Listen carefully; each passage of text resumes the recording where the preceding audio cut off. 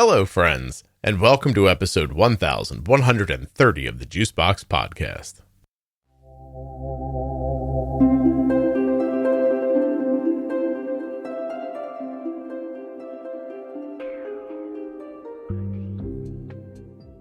Welcome back to the Grand Rounds series. Today, Jenny Smith and I are going to be discussing the humanity of type 1 diabetes. That healthcare is a human story. We don't want doctors to forget that part as they're helping us and treating us. Nothing you hear on the Juicebox Podcast should be considered advice, medical or otherwise. Always consult a physician before making any changes to your healthcare plan. When you place your first order for AG1 with my link, you'll get 5 free travel packs and a free year's supply of vitamin D. drinkag1.com/juicebox.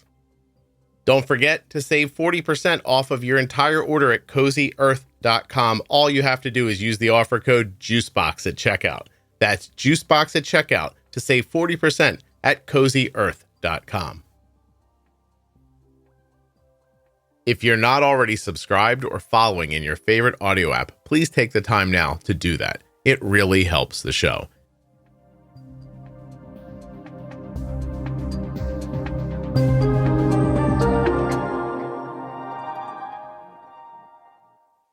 This episode of the Juicebox Podcast is sponsored by the insulin pump that my daughter wears, Omnipod. Learn more and get started today with the Omnipod DASH or the Omnipod 5 at my link, omnipod.com/juicebox. This episode of the Juicebox Podcast is sponsored by Touched by Type 1, touchedbytype1.org, and find them on Facebook and Instagram. Touched by Type 1 is an organization dedicated to helping people living with type 1 diabetes, and they have so many different programs that are doing just that. Check them out at touchedbytype1.org. So what are we doing today? Jenny, we are going to do a topic that I don't like what I have typed above it as its moniker. So we're gonna have to hammer this out first. I just have the words humanity and mentality, which, aren't that descriptive. I think they're meant to lead us in a direction, but I don't know that they're a good title for an episode. So when you think about doctors needing to consider the humanity of the person that they're speaking with, and I think, what did we mean by mentality when we wrote this down? I don't know about mentality, but I do know, I remember sending you either an email or a text about us remembering to discuss that healthcare is a human story. It's not just all about data. It's not just all about numbers and lab results and that kind of stuff. There's a person behind all of this, and you have to remember that maybe in their, when you're talking to them, how their mental health is affected in the way that you discuss something with them. Right. And when you talk about that, it makes me want to expand on that. They're not just the person that's in front of you. They have relationships and responsibilities and other problems and joys in their life and all these other things. And you're asking them to do this incredibly difficult and time-consuming task that feels like, of course, the outcome is life and death, to them, of course. And they need to go fold this in to the rest of their life when they get home. Right. You know what I mean? You can't just, I don't know how you know what I'm saying? And fold it in a way that's it's not like folding in a medication for your heart. Right. Right. It's not like taking a pill every morning at 6 o'clock and be like, oh, that's it for the day. Not until 6 o'clock tomorrow do I have to take another medication. Right. Folding this in is really it becomes a piece of you. Yeah. Yeah. You have to teach them that the routine is what makes it feel like take a pill at 9 a.m. Right. What, do you know what I mean? What I mean by that is, sure, it's simple to send someone home and say, take one of these at, dinner. Make sure you eat first. Great. Right. Even by that way, people have a hard enough time with that. Right. Absolutely. Thus the pill minder apps and all of the things. The boxes with the days on. By the way, the first time you get a pill box, this is my experience, But you go, ooh, I'm old. Damn. It happened. I have a box with my vitamins in it. But yeah, like people have a hard enough time remembering to take a pill with a meal. And then one missed day turns into 2 missed days. And then that thing happens. I watch it happen here in my own house sometimes. My daughter said to me the other day, she takes vitamin D. She needs to, right? She has to. Her vitamin D level drops without it. And she misses it for a couple of days. And she goes, I haven't taken this in a couple of days and I feel fine. Right. Yeah. And I'm like, well, that's not how that works. But what happens when, I don't bolus for my meals, but my blood sugar goes up to 200, but it comes back down, but I feel fine. But I feel fine. Right. Right. Yeah. So, okay. So there's that part of it. Why don't we go through some of the feedback and we'll find this as we go. The first thing is from a listener that says, this can be very difficult and mentally and physically exhausting. And you and I kind of translated that into like, offer people grace, which I know is a hot thing to say nowadays, to give someone grace. But what do you think that means for you? I mean, you're a person with diabetes. What are you looking for from a doctor? Right. So, from a doctor, the piece, when I talk to my endo, especially she's super great. And even her nurse practitioner is really nice. Grace is not being nitpicky from their angle of picking out just the one particular day, which was just your like crap show of a day, right?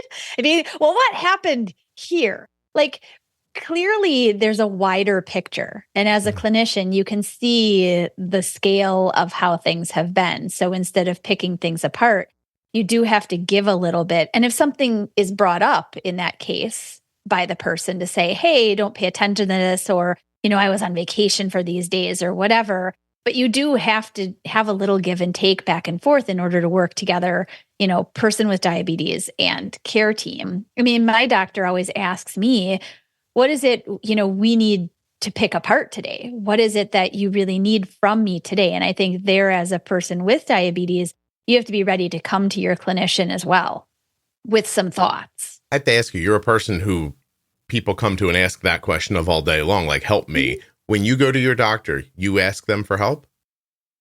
Today's episode of the Juicebox Podcast is sponsored by Omnipod. And before I tell you about Omnipod, the device, I'd like to tell you about Omnipod, the company.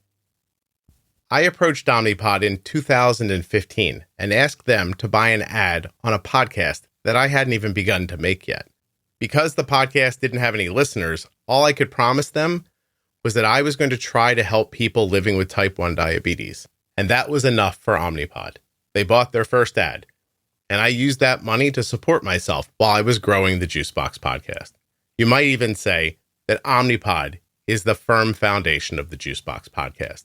And it's actually the firm foundation of how my daughter manages her type 1 diabetes every day.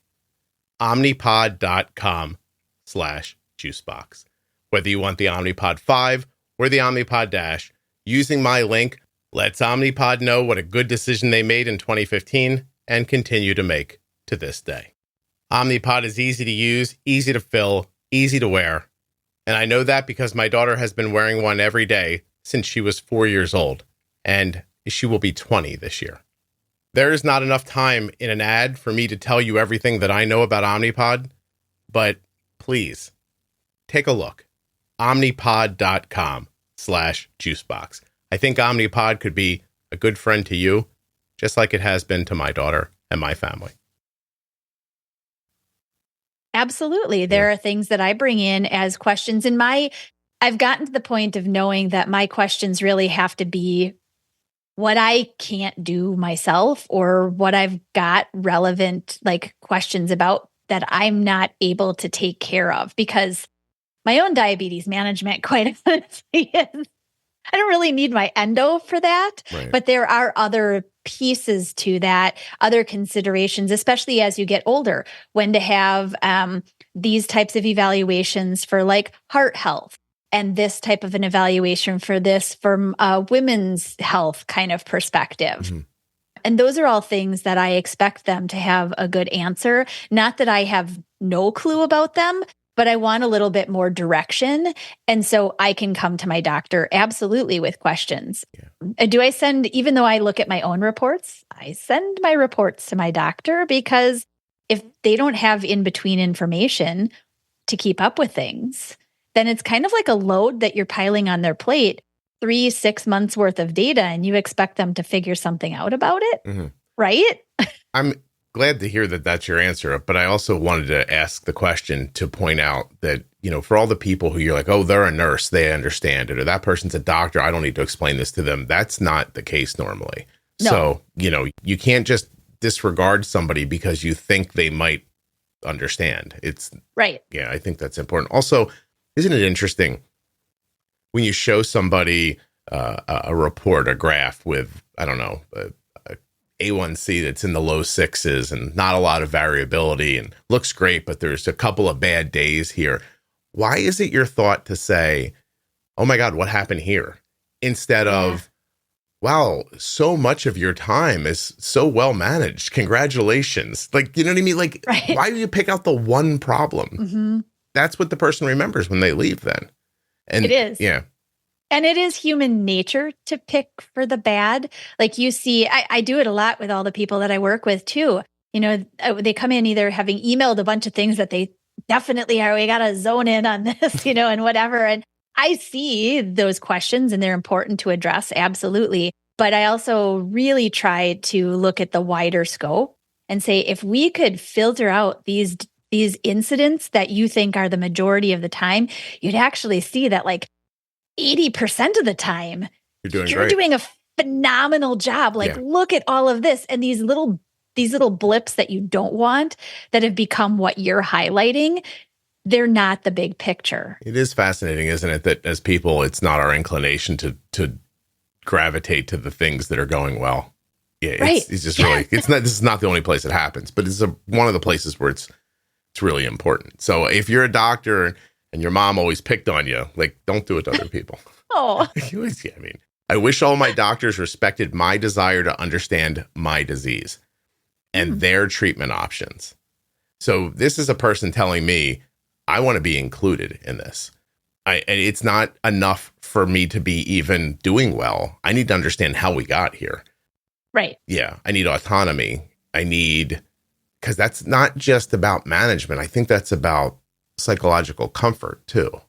It is. Yeah. Absolutely. And I think that all goes along with meeting the person where they are, as well as where, what are their goals? What are your targets? I, as a clinician, may have targets and ranges and things that I want to help somebody get to, but you have to know, where is the person starting?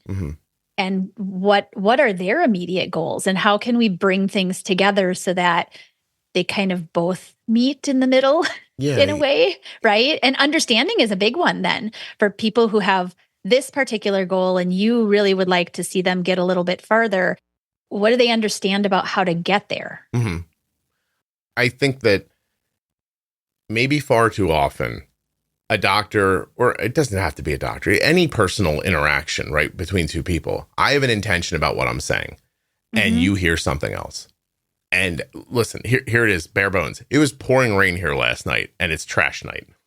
And my wife had thrown a bag of garbage on the back step, and that's not the direction of where the garbage gets taken out.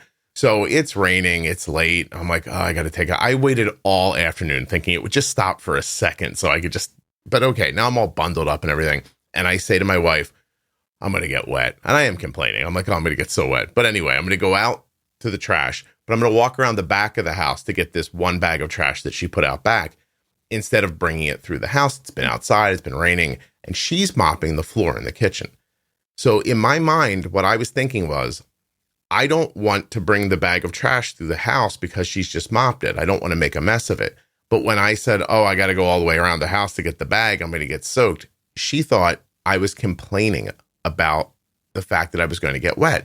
And I was confused. I stopped and I was like, wait, what's happening right now? Like, I'm saying this nice thing and she's taking it wrong. Or maybe I'm saying it wrong. So I stopped and I just said, hey, I want to be clear. I'm not upset about getting wet in the rain. I'm trying to save the clean floor that you just made, and I'm going to go back out. When I said I was going to be all wet, I meant I didn't want to walk all wet through the house. I'm trying to respect what you're doing. But that simple little moment between two people who have known each other for like 30 years, there was that confusion. So when you look at a person in a healthcare situation and go, oh, what happened here? Right. You might mean, hey, this graph looks terrific. We just got one little problem. Let's fix it. You didn't say that. That's not the way it's taken. Yeah, right. So you didn't say that or they didn't hear that. One way or the other, if you walk away from that conversation having not clarified, you now have a problem and you'll never get rid of it again. So, well, and I think what you just sort of pulled all together without probably thinking about it is the word communication. Yeah. Right. And that's what all of these that we've kind of put together now, they're all about the right type of communication. And communication means that there is an understanding from both parties. And as the clinician, you have to make sure that what you're trying to either teach or discuss is not only being received the right way, but also that there's an understanding that's taking place so that there isn't miscommunication where somebody then gets irritated or angry or walks out thinking, I didn't get any of my questions answered. Right. Well, here's the next thing on our list. Let me see if I'll say something. You tell me if you agree with it. Okay. If you're type 2 using insulin or you have type 1 diabetes, your management's pretty much the same. Take insulin, big picture, not granular, big picture. You're going to take insulin for food. You're going to have a background insulin. It's pretty much the same. Yes. You and I talking about it here, we get what we're saying to each other, right? Yes. But if you say it like this to them, this person says, I was told by my endocrinologist that it didn't matter if I had type 1 or type 2. My treatment would remain the same. He asked me why it mattered to me. Why does it matter to you if you have type 1 or type 2 diabetes? It's going to be the same either way. I wouldn't have said that to a person, but I was comfortable saying what I said to you. Right. You know, like, why would you add on that little thing at the end? Why does it matter to you? I almost cursed. Who would say that to a person? It matters to me because it's me. Because it's me. Yeah. And because I think that clinician is also missing the grander picture of, we know in the diabetes community, despite many people not wanting lines being drawn, there are very hard lines drawn between I have type 1. No, I have type 2. And the community is learning to work, or the communities are learning to work together, which is great.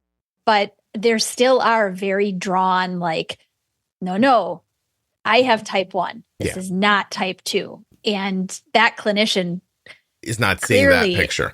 Yeah. Well, you know, I'm probably going to say something I don't mean to share with people, but whatever. I'm trying to help. So to Jenny's point, I've tried very hard. I've had this podcast for like 10 years now, and I've tried very hard to have a one-tent mentality about diabetes. And I do it pretty well on Facebook, and I do it pretty well here. I don't have a ton to share about type 2, but you and I put together a really comprehensive pro tip series for people with type 2 diabetes, a great primer, something to get you going if you don't understand or your doctor's not being very helpful.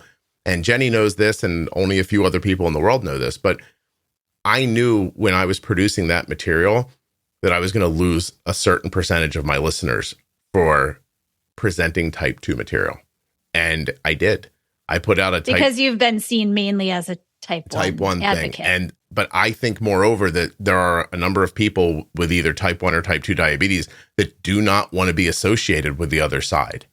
And so most of 2023, I spent rebuilding the listeners I lost from just offering type 2 information. And by the way, don't get me wrong. It wasn't like, here's 3 weeks of type 2 information. It's in the course of a 5-day period, which I put out 5 episodes for like 8 weeks in a row. One of the 5 episodes had type 2 information in it. Right. And it angered or annoyed people to the point where I lost, I think, about 600 listeners.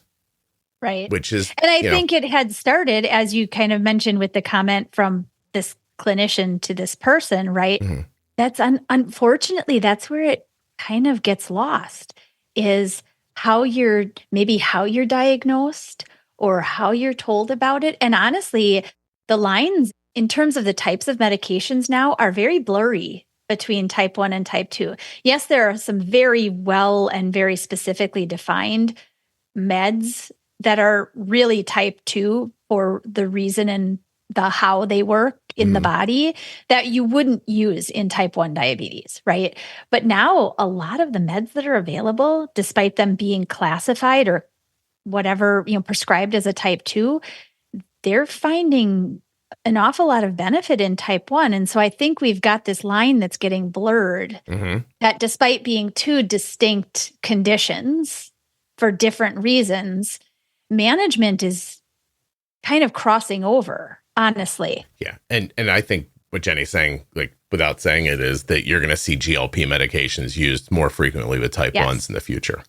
Yes. I'm going to have people on the show this year, a handful of people who are type 1s who, maybe started for weight reasons. They got Wegovy or something, and then they started seeing all the impacts on their health. We're seeing people using it for like PCOS symptoms, and they're having a significant reduction in their insulin. So yeah, it's possible that maybe this issue goes away moving forward. But for the moment, just look up, see sports, politics, or anything else. People like being on a team. And, so, and by the way, that part of the conversation aside, how about he asked me why it mattered to me? That might have nothing to do with that person wanting to be on team type 1 or team type 2. Maybe it's just, I'd like to know what's happening to me, please. Right. That's all. And honestly, as we've said, there is a distinction between the reason between type 1 and type 2 in the majority of cases, right? And so for somebody to say, well, I just really want to be in one or the other, because there is a different community aspect as well in either one or the other. Or how about I'd like to look out for the rest of my family and see if, maybe I could be going back to my sister and saying, hey, listen, you have a kid, like look out for this because I have type 1 diabetes now. And, who knows? Right. Like there's so many reasons why. I have some feedback here that says, I want the doctor to know that when I go in with a problem, it isn't always related to my diabetes. So that point is a good point. But for this specific conversation, I think what that means is don't look at me and just see diabetes. Please don't go, oh, that's a diabetic. If they're complaining about this, it must be because they have diabetes. Maybe it will be, but I think you make a mistake when you do that. And I can only relate a personal anecdote, but when my daughter was young, I taught myself, this was before CGMs. So she'd come home from school. I didn't know where her blood sugar was. I was worried out of my mind about the 20 minutes that was between when she texted me, I'm getting on the bus and my blood sugar is this, and when she actually got home. I first had to stop myself from standing at the door like, oh my God, are you okay? And then I realized I can't ask her what her blood sugar is when she comes home right away. It's dehumanizing. It really is. And you might not think it to hear it out loud, but it is. It's a dehumanizing thing to have someone look at you and say, what's your blood pressure? What's your blood sugar? Right. It's like, I'm a whole person here, And so I take this person's point, but in that specific example, if someone comes to you and says, I'm having headaches, don't treat them like a diabetic having headaches. I mean, maybe you can in your mind and like be looking for things, but also they get real people sick too, which is a thing people with diabetes say because it's so misunderstood, Well, and those are the cases that I think some people, because they've gotten to have a relationship with their endo and maybe don't really use their primary care as often because they just don't get sick or they don't have some of those minor things. Sometimes a lot of endos or endocrine nurse practitioners or whatever, they may actually field some of these questions that are, I've got a headache. And so they are in one particular field of care, diabetes and obviously the other kinds of things endocrine takes care of, but they have to think first, is this relative to diabetes? So those questions may come out from the clinical side of consideration, but then their job is to also say, you know what?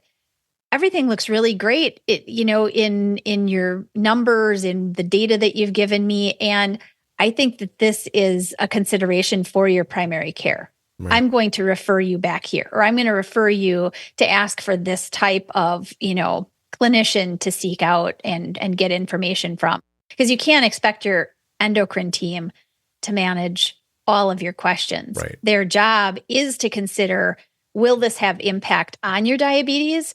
And if not, I'm going to refer you. Mm-hmm. Do you know that there have been times we've taken my daughter to a specialist for something else, and I'll tell her when we go in, do not mention your diabetes at first. Like, let's explain what's happening, get their unbiased opinion of what you've said, and then we can layer that on afterwards. But that's just, I've just found if you walk in and go, I have type 1 diabetes, and that's it, you're done. Like, they're going to just, their brain's going to checklist down, find the thing that fits, and not bother thinking about your issue. Now, you tell them at some point, but I'm like, let's get it out first and let them really consider it. Right. You know, or they'll get a confirmation bias and they won't even know it's happening. Right. This is something. This person says, I wish that my doctor understood that shaming and judging me and other patients for not checking our blood sugar as frequently as they think we should is absolutely not the way to get them to check their blood sugar more often. It makes me resent coming to the doctor. And from an explanation standpoint for a clinician, again, it's really important for you to explain more about why you're asking for this, right? Not the blame game of, well, why aren't you? Or I don't see enough information here. It's what's going on. That's a problem, right? What else in your life is kind of deterring the ability, to get this information? And from a clinical, this is the reason this would be really helpful. You've brought in these other questions and these other things that are bothering you. And if I had a little bit more information, I might be able to say whether or not diabetes is really a piece of this or not, right? So, it occurs to me while we're talking that if you are listening to this and you don't know you and I, it could almost seem like we're doing some ultra woke, like, be nice to me, or like, we're not. We're not. No. We're trying to say the way you start is the way it finishes, and that people are going to be obviously unique and different and hear things in a ton of different ways. But there is a way for you to approach everyone, whether it's, me or you or a little kid, in a way that you can get the information you need from them, help them, and not leave them in a situation where they're resenting you as they're walking out of the office. Like, even if you're right, like, I want to say that, like, even as a doctor, if what you're hearing right now is, look, I need to know how often they're checking their blood sugar, this is very important. I think it is too. I'm not saying it isn't. Yeah. I'm saying that the way you get that information can go a long way towards building a good relationship. And by the way, it might sound like I don't have time to figure out every person that comes into this office, so I know exactly how they want to be talked to. But that's not really the case. There is a way to approach this that covers everybody. And you don't have to have 1,000 different statements to get you to your answer. There's ways to talk to people where you don't leave them feeling badly about your interaction. So that's what I'm talking about. As a clinician myself, I always consider it from, how do I want to be approached when I come in for my own visits, right? And again, the reason that I like the team that I work with is because it always seems to start the way that I actually start a visit or a conversation with the people that I get to work with is like, how are things? Tell me about your family and what's going on. And like, oftentimes, like the first 5-ish minutes or so is just, how are we? Like, how are things going in the past month since we last talked or emailed or whatever? And that's what I expect when I come in. I know clinician visits in office, they're limited in time. So there's only so much that you can expect them. You can't give their whole life story for 3 hours and then finally get to what you need to, to get to. But there is that human side of connection that may very likely open the door to them providing enough information for you to then give them what's really important. Right. Well, what you end up giving them eventually too is this autonomy to make decisions. Yes. Which is what you want. Like, you want to give them confidence and enough tools and, like, lead them in the right direction once so they can go do something and watch it go well. And then they get excited and do a better job. And then before you know it, it's commonplace. Then they're just going to be in there asking you for their prescriptions and, hey, how are you? How are the kids? And let's go. And everybody's healthy and happy and what you want. It's doable. It is doable. And I think that those tools, you made a good connection there. And those tools that you may use to give somebody, they change based on the person. And if you spend even 5 minutes in a visit in which you start to get to know somebody's life and what's going on, the tools you pick out of your toolbox to help them, they're going to be specific to that person's need. You're not going to tell them to do this when their time constraints are ridiculous in their day. And even though you want them to do something that's time consuming, you can now say, okay, they don't have time for this. I have to figure something else out that's going to be relevant to get them to do what I think is important, but that they can do. They need a win too. They do. They need a win to build on. Everyone needs a win to build on. So you have to find a way to give them one. It doesn't fit here, but I just had an experience with somebody yesterday, and that's what I figured out. I was like, she's drowning. Like, she just needs to take 4 breaths in a row where she doesn't feel like she's drowning, and it's going to get better. And I'll tell her this one little thing that'll move her in a better direction. And sure enough, 2 days later, the content and tone of her message. This is, by the way, I'm not even speaking to this person. It's just typing. The content and the tone of this lady's message shifted in 48 hours, and now she feels empowered. That's it. Right. Not that hard. By the way, this one is written like it's from a listener, but I think this is you, Jenny. Oh. Don't tell your newly diagnosed patient that you need to see them again in 3 months, only for them to go out to the counter and find out you're booked out for 5 months.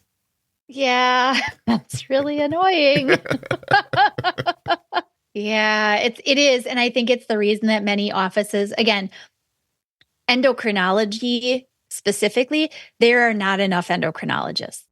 There are just not. And when you break it down even to pediatric endocrinologists, there are even less, right?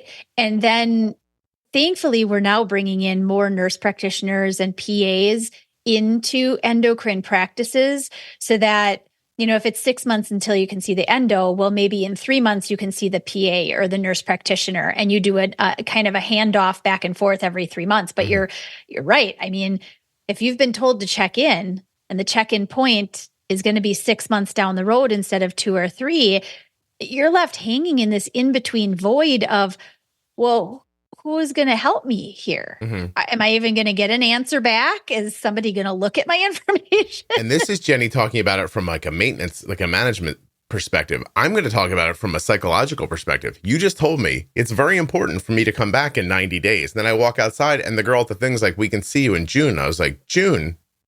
It's December. She said for me to come back in 3 months. We can't do that. Right. Is that important? Is something bad going to happen? She said 90 days. And you leave people in turmoil, always causing them turmoil and churning up their guts and then sending them on their way to be by themselves. It's confusing. Very much is. I wish my doctor would not have connected food with guilt, because that was a mistake that lasted a lifetime. Yeah. That so sucks. It does suck. But as bad as that is to do to a person who doesn't have diabetes and isn't using insulin, it's maybe 50 times worse to do somebody using insulin. You freeze them and either cause an eating disorder in one way or the other. They either restrict their food or they just go, woo, I'm not going to pay attention to this. Right. It's terrible. Like, you can't do that. I don't know. And a major part of your diabetes management is tied to food. It's insulin, right? So now that you've tied this piece that's necessary, 2 pieces that are necessary for human life, right? We've got food. It's a basic necessity. We have to have food, not too much, just enough, right? But you have to have the insulin to get the food in the right place in your body. And so now when you connect them in a negative way to say, well, this all about this food, and there's too much here, and look at that, and these blood sugar changes that we don't want to see. This must have been a really horrible meal. You see, all those, they bring in, well, gosh, should I just eat lettuce or nothing at all? Yeah. There's an entire movement right now of us identifying a problem and then blaming the person it's happening to. You could ask an 8-year-old at this point, what's the problem with food in America? And they're going to be like, it's processed and not good for me, blah, blah, blah. And then, you go, don't talk to my kids. Yeah, your kids don't know. Jenny raised those kids. They think a carrot is candy. And so, but But, most people are going to say, oh, yeah, I know there's a problem in the world. Processed food, fast food, it's troublesome. So much soda, our bodies can't handle it. Everybody understands it. But then when you get to the how to functionally help somebody, you go, that's their problem. They're eating it. Have you ever driven around America and tried to stop and get something to eat? Good luck finding something. I'm using Wegovy for weight loss. So now all of a sudden, I realized that in the past, if I was traveling, I would just eat what I could get my hands on, even if it wasn't something I would normally eat. But now I'm very careful not to eat like anything that's fatty or greasy, even once in a while. And I have found myself going, there's nothing for me to eat here. And then going to another place and going, there's nothing for me to eat here. I'm going to have to go into a grocery store and get an apple. I can't physically walk it. We've set up a society where this is how food has gotten.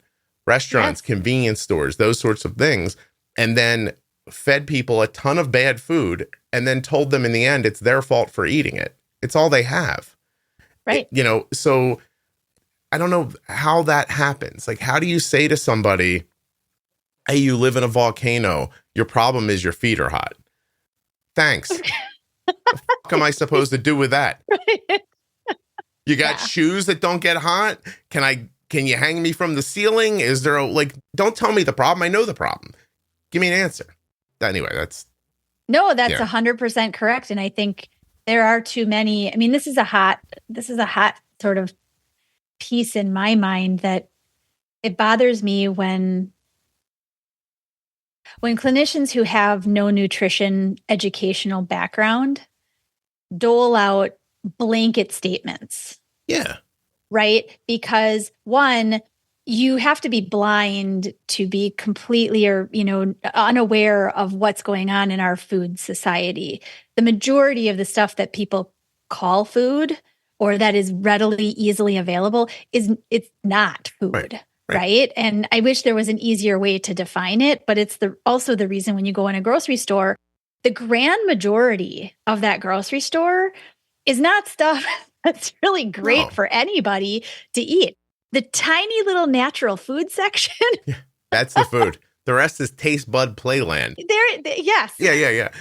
But that's fine. But then don't, as the doctor, slip into bro science and be like, it's your fault. Right. Great. Thanks.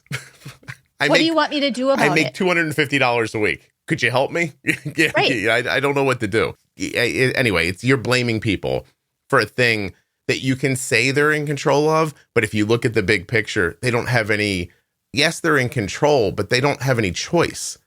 And so it doesn't matter. They're doing the thing that's keeping them alive. At least they're eating and they're staying alive, know, and they probably were brought up thinking that it was good. Anyway, geez. All right, now I'm all upset. Don't tell people they're non-compliant. There's a free tip. Like, you can think it if you want.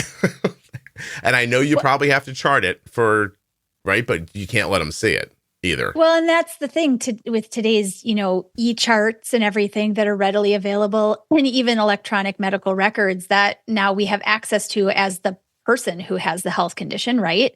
When I log in, I can absolutely read everything that was written in the doctor visit, right? Mm-hmm. So I think that word in an overall, it should be totally removed, because I think there's a very minimal amount of people who that truly would even apply to. And even that minimal amount, it's very likely the fact that they're not by choice non-compliant. Mm-hmm.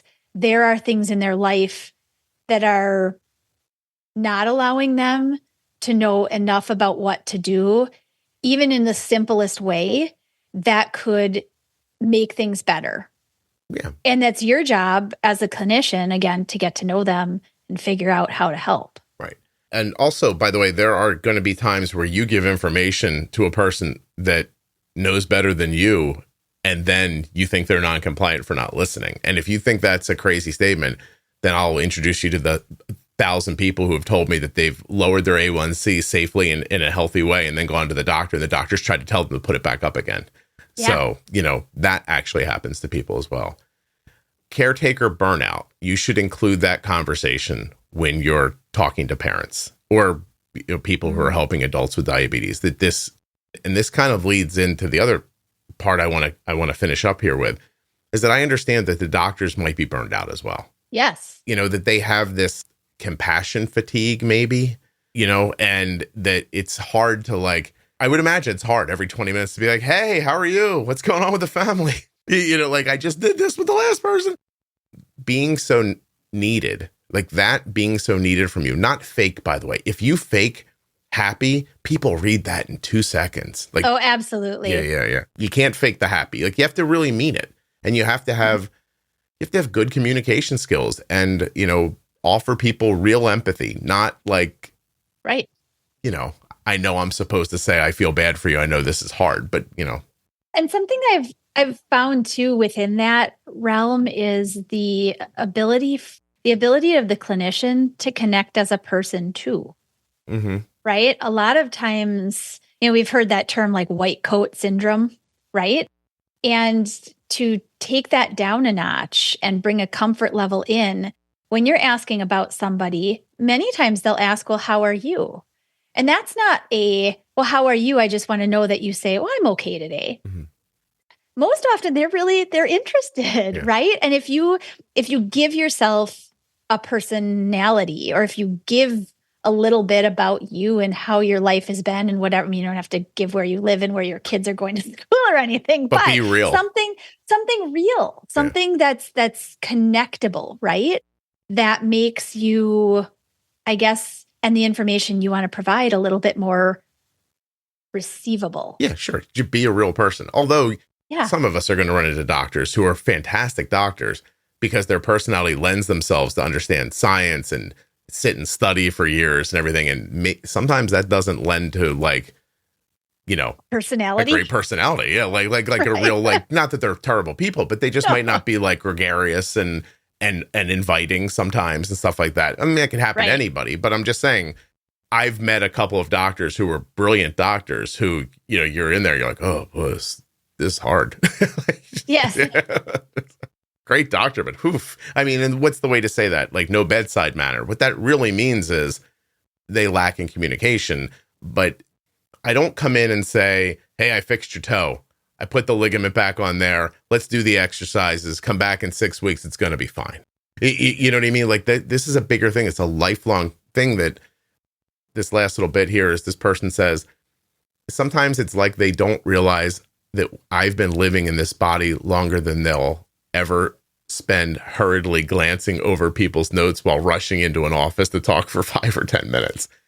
Yeah. Don't minimize my experience. Mm-hmm. And I don't believe a physician rushes in and out, looks at your notes, tries to help you, and thinks, I'm minimizing this person's human experience. Right. They don't think that. But no, this is how it's received. You just wouldn't know that. So in the end, Jenny, this is why you'll hear people say over and over again, if you can find an endo who has type 1 diabetes, bonus. Huge bonus. Yeah. Absolutely.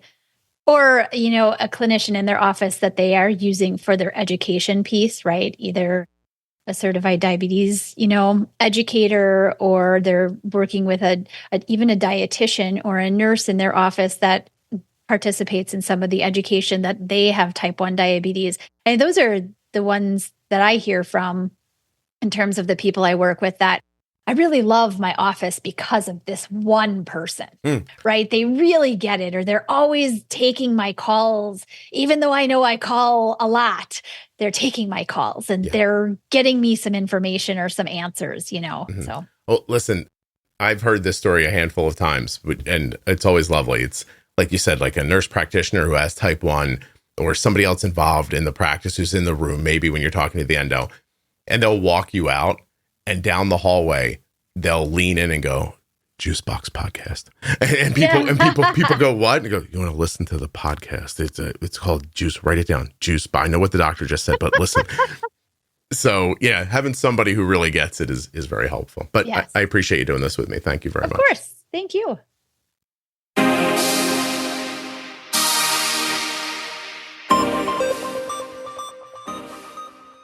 A huge thanks to Touched by Type 1 for sponsoring this episode of the Juicebox Podcast. Check them out on their website, touchedbytype1.org, or on Facebook and Instagram. A huge thanks to Omnipod, not just my longest sponsor, but my first one. Omnipod.com BetterHelp.com/juicebox. If you love the podcast and you love tubeless insulin pumps, this link is for you. Omnipod.com/juicebox. If you're looking for community around type 1 diabetes, check out the Juicebox Podcast private Facebook group, Juicebox Podcast, Type 1 Diabetes.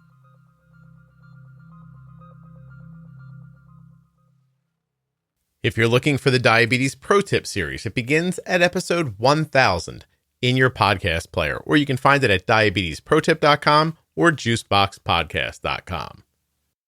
Thank you so much for listening. I'll be back soon with another episode of the Juicebox Podcast. The episode you just heard was professionally edited by Wrong Way Recording. WrongWayRecording.com.